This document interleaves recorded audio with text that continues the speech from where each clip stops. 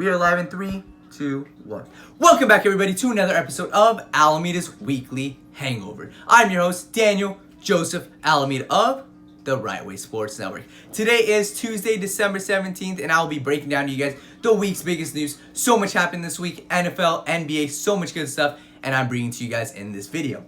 Please like this video, subscribe to the channel, follow us on Instagram, TWSN, and me personally, Alameda_views. So much good stuff happened in this week, and I'm so excited bringing you guys right here, right now. Let's get right into it. Breaking news out of the NFL, Josh Gordon being suspended indefinitely. There's no information yet on the exact substance that he was being found abusing, but guys, my heart goes out to him. He's such a great talent, and it feels like the same story over and over again. He gets better, he gets suspended. He gets better, he gets suspended. Josh Gordon, this is bigger than football. Figure this out. This is your character, man. Figure this out. We're all rooting for you, but please figure this out before you even think about returning to the NFL. Please figure yourself out, Josh Gordon. Here's what happened in the rest of the NFL world. 49ers got upset by the Falcons. No one saw this coming except the Falcons. Why? The Falcons' offensive coordinator was Kyle Shanahan. Who's the new head coach for the 49ers? Kyle Shanahan, yeah. The Falcons knew going into this, they had a game plan, and they executed it perfectly. They upset the 49ers. The Browns lost yet another game to ensure that they do not have one single winning season in the entire decade. Not one. The Browns, they're imploding. The Texans beat the Titans, so now they have complete control of their own destiny in the AFC South. They beat a up-and-coming Ryan Tannehill-led Titans. He was 6-1 prior to this game, but the Texans, they rebounded from their game against the Broncos. They had a great game. Deshaun Watson led this team to victory. Jameis Winston had another solid game, and guys, he proved that he's going to get one more contract with the Buccaneers. Listen, he's not a franchise quarterback, but he's serviceable. They will give him another quarterback, and if they're not sold on him, they'll go ahead and draft somebody to develop behind Winston, but he's serviceable, so he will be the Bucs quarterback for the next upcoming years. For the battle of the NFC East, we got in the right-hand corner the disappointing 7-7 Dallas Cowboys. Coming in the left-hand corner, we got the disappointing 7-7 I'm tired of losing. I'm tired of being a bitch. Philadelphia Eagles, guys. Both teams have been major disappointments this season. Let me talk about the Cowboys for a second. Sure, they had a great game against the Rams this past weekend. They beat the Rams by 23 points. Sure, I really don't care, guys. I don't give a damn. Why? Why am I going to praise a team for doing something they're supposed to be doing? Why am I going to praise a team for giving the ball to Ezekiel Elliott when you have Ezekiel Elliott on your team? Why am I going to praise the team for passing for 400 yards when you have Dak Prescott on your team? This team is built to win. This team is built to put up numbers. I'm not surprised, and I really don't care that they won a game, whatever. I'm not going to praise the team for doing something they're supposed to be doing. The Eagles, on the other hand, sure, I'll praise Carson Wentz a bit. He's working with absolutely nothing. Practice squad receivers, terrible offensive linemen due to injury, and a terrible defense. The secondary has been horrendous this year. They just gave up 20-something points to the Redskins. All year long, they've been bad. But this showdown really comes down to which team shows up. Both teams have been majorly inconsistent, the Eagles and the Cowboys. If both teams play up to their best, the Cowboys will easily win this game. But the Cowboys have been so damn inconsistent. I don't know. This is a coin toss. Pick your poison, either or, 50-50. Cowboys, Eagles, you can decide on that one. With the season coming to an end, there will be some coaching changes. First off, Carolina Panthers and the Redskins, both of them, they're without head coaches right now, so they're obviously looking for new head coaches. The Jaguars, on the other hand, need a complete overhaul. I found a very interesting stat today. 25% of the entire league's NFL grievances have been filed on one franchise. Guess the franchise, guys. Guess. You're right. The Jacksonville Jaguars. That shows something about the front office. Doug Marone's obviously gone, but something's got to change for the Jaguars. Jason Garrett, Pat Shurmur, both are gone. Pretty self-explanatory there. Matt Patricia for the Lions, he will get another year due to injuries, guys. The Lions have dealt with so much injuries, and also the owners of the team, the Fords, they haven't said anything bad about Matt Patricia. He will be there another year. Also, the first-year head coaches, Zach Taylor, Freddie Kitchens, and Adam Gase, they will be there next year because they are all first-year head coaches. Freddie Kitchens maybe shouldn't be there. I mean, look at the terrible year the Browns have been having. But John Dorsey loves him. He will get another chance next season. NFL Playoff Picture, let's start off with the AFC. 3 teams have clinched. Ravens, Patriots, and the Chiefs. We already know they're the top 3 seed.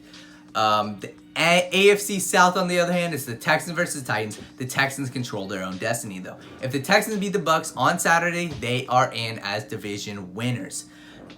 The Bills, they already clinched their spot in the wild card.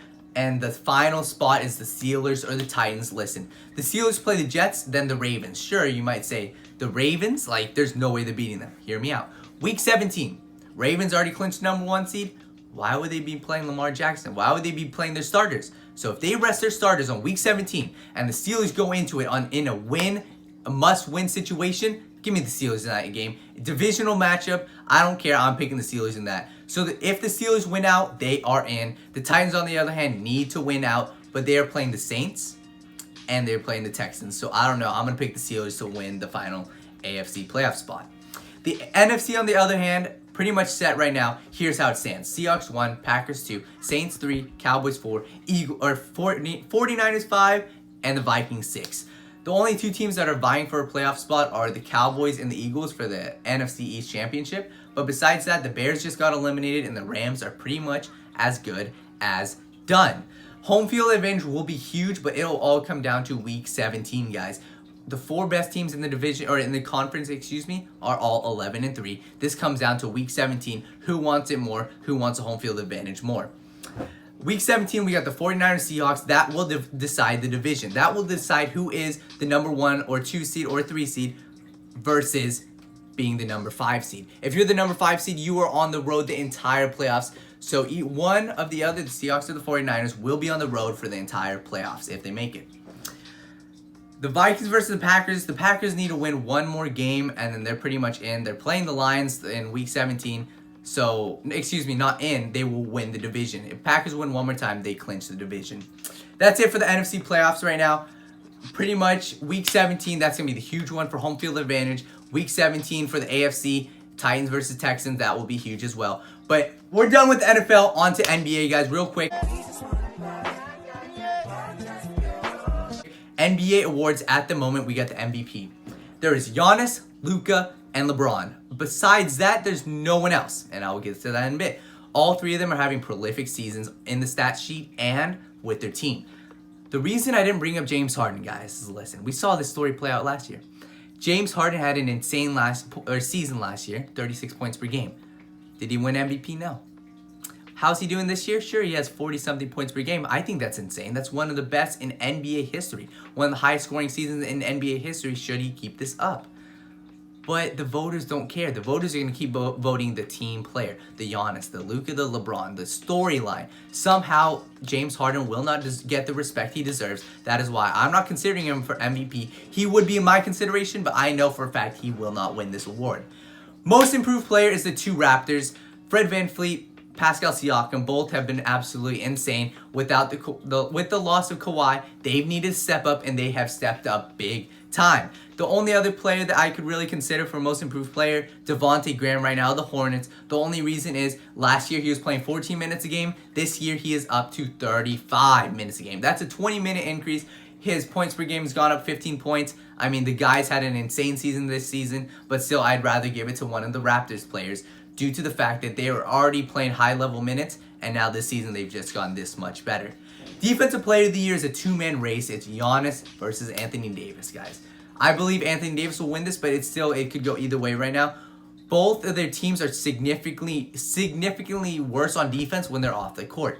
Both of their teams are top 5 in defense in the league. Anthony Davis and Giannis are both rim protectors. They have been insane this year on the defensive end. It will be either one or the other. Finally, Coach of the Year is a 2-man race. We got Nick Nurse of the Raptors, and we got Rick Carlisle for the Dallas Mavericks. Nick Nurse has been insane. Without Kawhi Leonard, they are still a top 4 seed.